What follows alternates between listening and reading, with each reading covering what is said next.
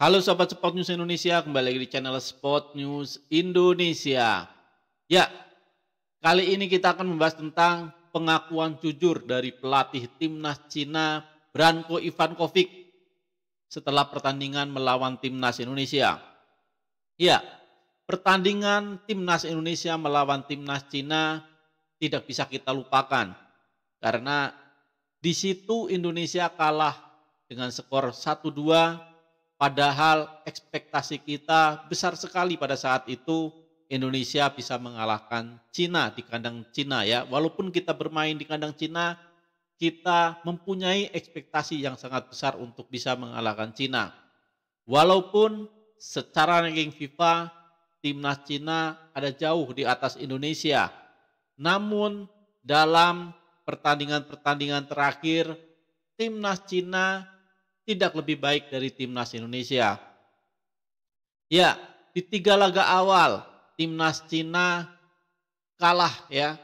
Dari Jepang kalah 7-0, dari Arab Saudi kalah 2-1, dari Australia juga kalah dengan skor 2-0. Nah, sedangkan Indonesia di 3 pertandingan awal tidak pernah kalah walaupun juga tidak pernah menang. Melawan Arab Saudi skornya 1-1. Ya, melawan Australia skornya 0-0 dan saat melawan Bahrain skornya imbang 2-2. Nah, jadi dari 3 pertandingan awal sudah terlihat kalau timnas Indonesia sebenarnya unggul dari timnas Cina secara statistik. Namun apa yang terjadi? Dalam pertandingan itu timnas Indonesia seperti kehilangan cara bermain yang sebelumnya. Timnas Indonesia tidak menunjukkan performa sebagaimana di 3 laga awal. Ya, timnas Indonesia kebobolan dengan gol cepat dari timnas Cina. Lewat gol dari Behram Abdulweli di menit ke-21 dan Zhang Yuning di menit ke-44. Timnas Indonesia hanya dapat membalas 1 gol lewat gol dari Tom Haye di menit ke-86. Ya, kalau dilihat dari segi statistik, timnas Indonesia unggul jauh ya. Dari hal segi tembakan ke gawang Indonesia unggul 14 berbanding 5 ya. Tepat sasaran Indonesia juga unggul 6-3. Ball possession kita unggul 76% berbanding 24% dari Cina. Ya, tetapi hasil akhir tetap saja Indonesia kalah 1-2 dari Cina. Ya, dari sini pelatih Sintayong banyak menuai kritik pada saat itu. Ya, kenapa Sintayong mencadangkan Tom Haye yang merupakan gelandang terbaik timnas Indonesia saat ini. Mencabut ban kapten dari Jay Itzes yang sebelumnya tampil baik di 3 pertandingan awal. Selalu tampil baik dan mengangkat moral dari teman-temannya di lapangan. Menarik keluar Miss Hilgers. Ya, yang notabene milik Hilgers ini adalah pemain termahal di timnas Indonesia. Pemain andalan dari FC20. Ya, kenapa ditarik oleh Sintayong? Apakah Sintayong tidak puas dengan kinerja Miss Hilgers? Nah, inilah yang menjadi pertanyaan-pertanyaan dari kita pendukung sepak bola timnas Indonesia. Ya, kita sangat kecewa dengan strategi yang dilakukan oleh Sintayong pada saat melawan Cina khususnya ya. Karena sebelum-sebelumnya Sintayong sangat baik ya. Indonesia sangat sulit sekali kebobolan. Tapi pada saat melawan Cina, Indonesia kalah ya, kalah strategi. Dan Branko Ivankovic sebagai pemenang dalam hal strategi. Ya, padahal saat itu timnas Cina sedang dalam tekanan yang luar biasa besar ya, dari pendukungnya sendiri, dari federasinya sendiri, dan apabila kalau pada saat itu Cina kalah dari timnas Indonesia, hampir dipastikan Branko Ivankovic akan dipecat dari jabatannya sebagai pelatih. Bahkan di dalam timnas Cina sudah banyak yang mengabarkan kalau pemain-pemain mereka sudah tidak percaya dengan strategi yang dilakukan oleh Branko Ivankovic. Ya, tapi ini menjadi awal ya kemajuan dari timnas Cina setelah timnas Cina berhasil mengalahkan Indonesia dengan skor 1-2 ya. Mereka juga menang atas Bahrain ya di kandang Bahrain lagi dengan skor 1-0. Ini membuktikan ya kalau timnas Cina mulai bangkit dan kedepannya timnas Cina juga akan mengambil 7 pemain naturalisasi baru buat matchday Maret mendatang ya untuk menghadapi timnas Indonesia ya yang akan berlangsung di bulan Juni. Timnas Cina sudah akan diperkuat oleh 7 pemain naturalisasi baru ya. 7 pemain naturalisasi baru. Dan ini patut menjadi kewaspadaan buat timnas Indonesia. Balik lagi ke pertandingan antara Cina dan Indonesia pada saat itu ya, dan kita atas kekalahan itu harapan kita untuk lolos langsung ke Piala Dunia sangat menipis. Padahal sebelumnya harapan kita sangat tinggi. Kita sangat berharap bisa mengalahkan Bahrain dan mengalahkan Cina dan kita mendapatkan 6 poin di situ.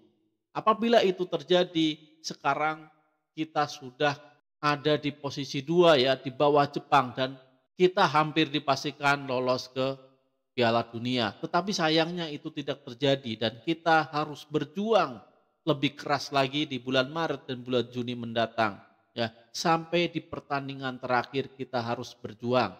Nah, singkat cerita, banyaknya kekecewaan dari supporter dan pengurus PSSI terhadap kekalahan Indonesia atas Cina.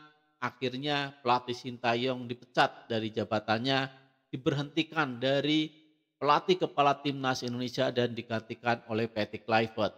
Sebelumnya kita sangat marah ya, sangat kecewa dengan pemecatan pelatih Sintayong ini. Namun akhir-akhirnya kita juga bisa menerima karena ternyata pelatih Sintayong ini dipecat dan digantikan tim pelatih yang bukanlah pelatih sembarangan ya. Kita memang sangat meragukan kemampuan dari Patrick Kluivert. Tetapi di situ di belakangnya ada Alex Pastoor, ada Danny Lanzard dan ada Gerard Van den Berg. Inilah paket yang menurut saya tidak bisa dibandingkan dengan pelatih sebelumnya Sintayong ya. Karena satu orang Sintayong diganti dengan paket lengkap ya, 4 pelatih lengkap dari Belanda. Secara nama besar tentu Patrick Kluivert ada di atas dari semua pelatih ini. Secara ketenaran ya, ada di atas semua. Tetapi dari segi teknik ada Alex Pastoor di situ yang mempunyai strategi dan teknik luar biasa dan dijuluki The Professor dari Belanda. Dari sisi skill di situ tentu ada sang kepala pelatih sendiri, Patrick Kluivert yang merupakan mantan striker unggulan di dunia ya, mantan striker papan atas dunia. Ada Danny Lanzard ya, dan Gerard Van den Berg yang merupakan legenda dari timnas Belanda. Ini tidak bisa kita lihat satu-satu. Kalau misalkan kita lihat satu-satu Patrick Kluivert dibandingkan dengan Sintayong, secara kepelatihan saya rasa Sintayong lebih unggul dari Patrick Kluivert. Tetapi ini adalah paket lengkap era kepelatihan Patrick Kluivert. Patrick Kluivert sebagai head coach-nya, di situ di belakangnya ada Alex Pastoor, Danny Lanzard dan Gerard Van den Berg. Ini sudah paket lengkap dan saya rasa Indonesia punya harapan untuk bisa lolos ke Piala Dunia 2026 ya. Tapi sayang sekali ya kalau saya melihat dari segi pelatih-pelatih dari Jepang, dari Korea Selatan, khususnya Asia Timur ya, mereka mengutamakan fisik. Dan fisik ini sangat dibutuhkan apabila mereka melatih pemain muda. U20, U23 sangat dibutuhkan pelatih seperti Sintayong. Tapi mana mungkin Sintayong mau turun kasta melatih pemain usia muda U20, U23 sedangkan dia sebelumnya adalah kepala pelatih senior. Ya, kalau turun kasta begini Sintayong pasti nggak akan mau. Tapi sayang sekali, karena kita lihat pencapaian Sintayong di Timnas U23 luar biasa, ya. Di Timnas U20 juga baik. Dan saya rasa pelatih dari Eropa tidak akan bisa sebaik Sintayong untuk kelompok umur. Karena kita tahu fisik dari pemain-pemain Timnas Indonesia sekarang sudah tinggi-tinggi, tetapi secara body, secara penguasaan bola, melindungi bola mereka masih kurang, ya.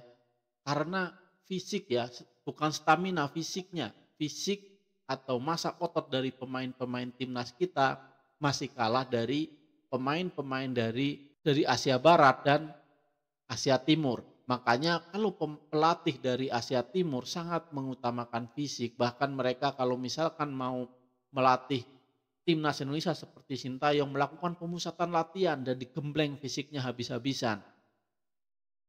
Nah, ini tidak akan terjadi dengan pelatih dari Eropa. Karena pelatih di Eropa sudah kebiasaan memanfaatkan pemain yang sudah jadi. Ya, pemain-pemain di Eropa sudah jadi. Kalau pemain senior kita sudah kebanyakan main di Eropa, mereka sudah tidak perlu digembleng fisik lagi. Dan ini tidak cocok dengan kepelatihan pelatih dari Asia Timur karena mereka masih menggembleng fisik. Harusnya untuk pemain-pemain seperti Tom Haye, Miss Hilgers ya, itu sudah tidak perlu digembleng fisiknya dan mereka juga tidak akan mau. Klub juga tidak akan mengizinkan lama-lama mereka ada di tim nasional. Ya, berbeda halnya dengan pemain-pemain yang ada di kompetisi liga lokal. Mereka tidak akan bisa bersaing apabila fisiknya masih seperti sekarang, kecuali beberapa pemain ya. Misalkan seperti Rizky Ridho, mereka bisa mengimbangi. Ya Rizky Ridho, Egy karena Egy juga sudah malang melintang di Eropa. Bisa mengimbangi. Tetapi yang lain masih saya rasa masih belum bisa bersaing dengan fisik dari pemain-pemain Asia Barat dan Asia Timur. Dan kita bisa lihat ini ya, sebelum pelatih Sintayong masuk ke timnas Indonesia, saat itu pelatihnya adalah Simon McManamy. Jangankan main dengan pemain dari Asia Timur, Asia Barat, kita bermain dengan Malaysia, bermain dengan Vietnam, kita dibantai habis. Ya, kita tidak ada stamina, tidak ada fisik di situ. Makanya Sintayong datang, dia membenahi fisiknya dan kita juga sangat berterima kasih kepada Sintayong yang membuka mata hati kita, membuka mata kita ya tentang pemain timnas Indonesia. Dan dia mengubah segalanya, mengubah cara berpikir ya mindset dari pemain timnas Indonesia. Ya, Sintayong mengatakan mereka harus berani ya, berani adu fisik, jangan minder saat bermain melawan pemain-pemain besar dan mentalnya harus kuat, mental juara dan ini dibuktikan oleh Sintayong. Ya, Sintayong pergi dengan nama baik dan kita masyarakat Indonesia berterima kasih banyak kepada Sintayong, tetapi sekarang kita menyambut pelatih baru ya, pelatih Patty Kluivert dan timnya yang saya yakin mereka akan bisa membawa timnas Indonesia ke Piala Dunia. Mari kita tarik harapan kita dari Sintayong dan berikan harapan kita ke Patty Kluivert. Berikan semua doa dan dukungan kita kepada timnas Indonesia di bawah pelatih Patty Kluivert. Indonesia jaya.